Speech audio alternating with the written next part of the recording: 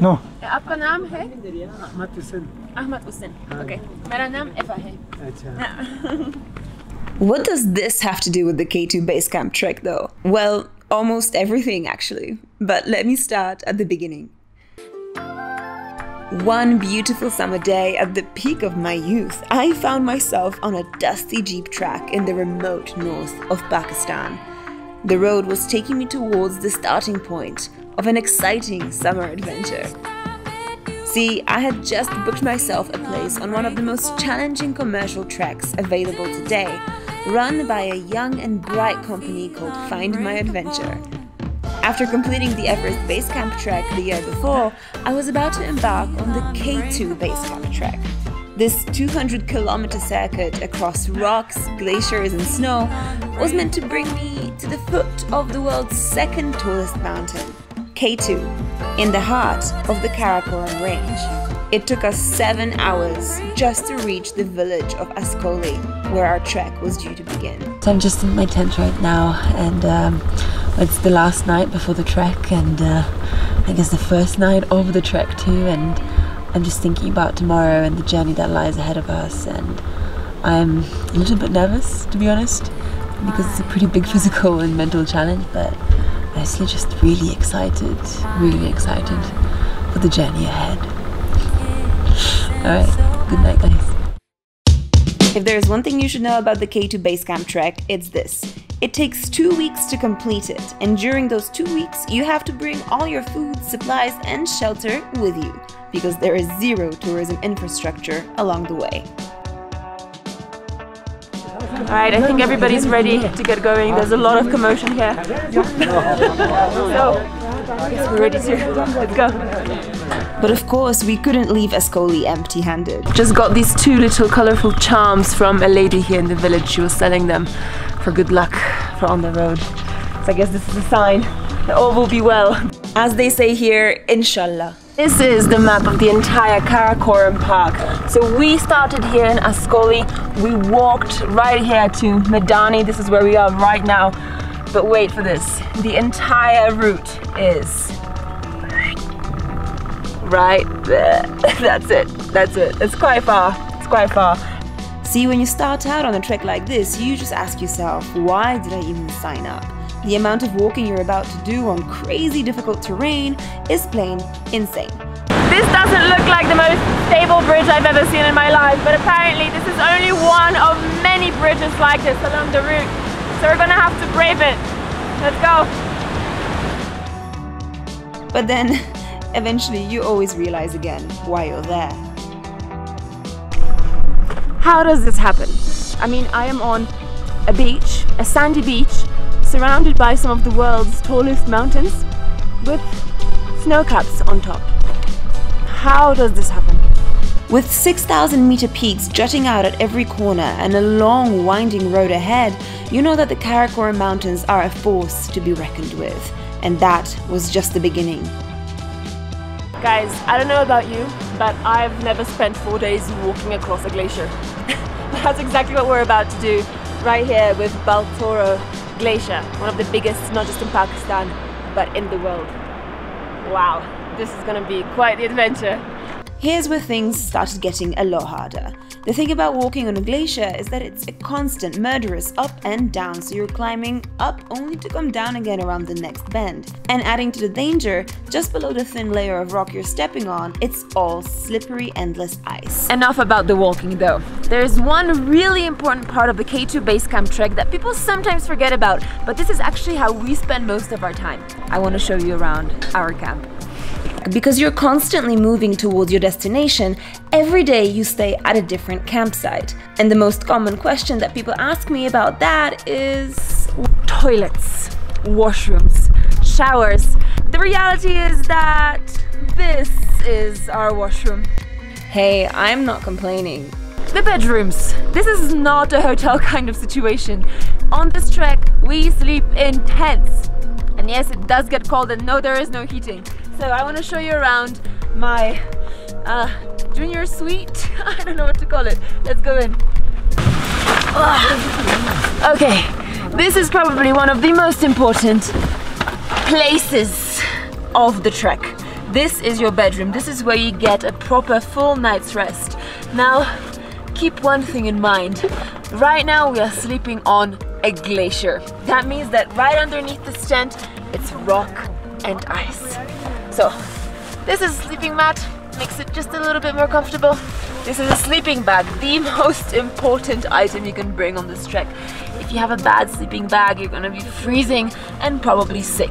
See, levels of comfort may not be super high here, but it all depends on what you see comfort as. For example, this tent right here, this is our mess tent, our communal tent where we spend pretty much our entire evenings. And this is the true meaning of comfort on this particular trek. Let's go inside. It's always warm here because of the fire and because of the cooking. And this is the place where we get chai and food.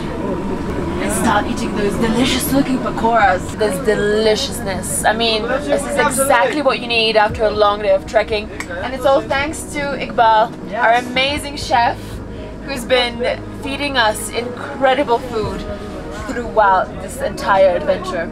See what I mean? Small moments that make you say thank you after long days of trekking. The true meaning of comfort is right here, within this comfort. But there is one very specific reason why us trekkers can feel cozy and comfy on this hardcore trek. These guys, the porters of Pakistan. The mountain men who carry all your equipment up the side of the mountain to 5,000 meters and beyond, 20 or 30 kilograms at a time. This could just be the hardest job in the world, and of course I wanted to give it a try.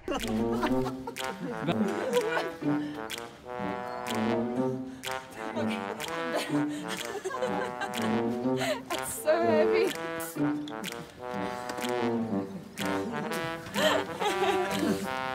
I don't get how he does it.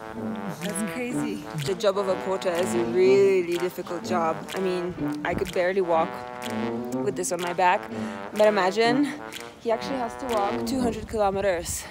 So at one of the camps, I decided to take a peek behind the scenes and see how these underrated superheroes spend their free time. And what I saw was pretty surprising. The porters hang out together, all of them friends having worked side by side for years. They huddle around a fire for hours at a time in their own comfort zone, making bread. Wow, this for me? Oh, this is the typical roti that the porters here eat and make right here on this fire. Garam. It's garam, which means it's hot. Let's try. Wow, so good. Amazing. Just literally fresh off the fire. Perfectly baked, hot bread, and so filling. This gives you energy for the entire day. Wow. Obviously, I thought, let's give this a shot. How hard can it be? Come on, I'm a travel vlogger. Surely I can handle this. Ah. Okay, getting good at this. And then disaster struck.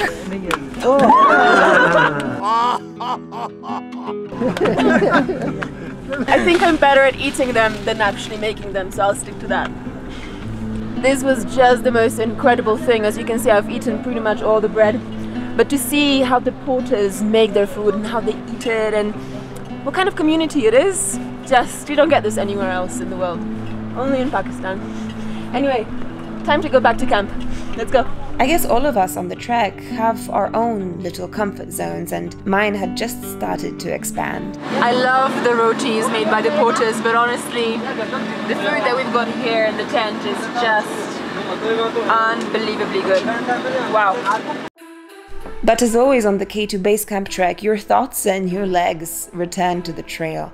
The entire landscape soon changed, evolving into a snowy paradise with some of the world's tallest summits dancing high around you.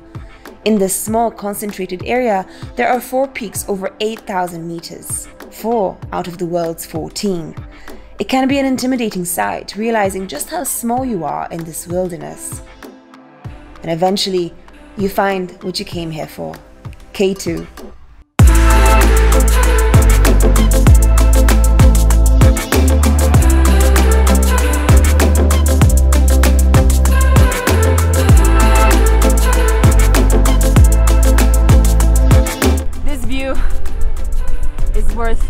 single hour that we spent suffering, trekking, hiking in the snow on the glacier. Nothing really beats this view. Nothing. The world's second tallest mountain at 8,611 meters, K2 stands high above all the peaks that surround it. The next stage of the journey would take me from these views right up to the foot of the mountain and its base camp. This, I think, was so far the coldest night we've experienced on the trek here in Concordia, of maybe -15, and there's a lot of snow. It snowed all night, which means that the way to K2 Base Camp is pretty rough.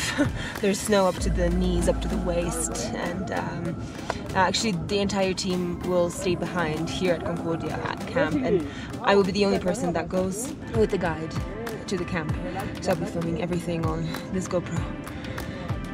I'm excited, a bit nervous, but I just really want to get there. Okay, it's time to go. So, how do you feel? Oh, very good feeling here. Much snow here. You know? There's so much snow. Yeah. It's first time in my life. Really? Yeah. And he's been working here for quite a long time, so this is saying something. This part of the trek would take me from the glacier of Concordia to the actual base camp of K2. That's the place where all the summit expeditions stay to prepare and go up the mountain itself. Today we were expecting to trek for 10 hours in the deep snow and cloud and ice in the most difficult terrain of the trek to date. Difficult and tiring. This is not an easy trek. This river doesn't look friendly. And where's the bridge? 1, 2, 3. We had good speed. I think my own motivation to reach K2 Base Camp was running so high that I felt myself whizzing through the snow like a total pro. I was exhausted, yes, but it was one of the most exciting journeys I'd ever been on. Soon enough, we got there. That over there, that is seriously, I can't even talk. That is K2 Base Camp. And after a week of trekking in the Karakoram wilderness, I can't believe I'm actually here. I made it. It feels so good. It was all worth it, every single step of the way. I'm just so happy to be here. Although it was really tough, guys. It was really tough.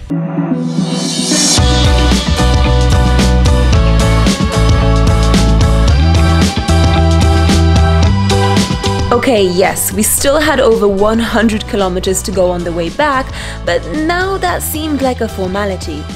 See, I made it to one of the most remote base camps in the world. Made it through some of the roughest terrain on this planet. Made it to uninhabitable altitudes, through crazy weather. Made it through thick and thin. I made it.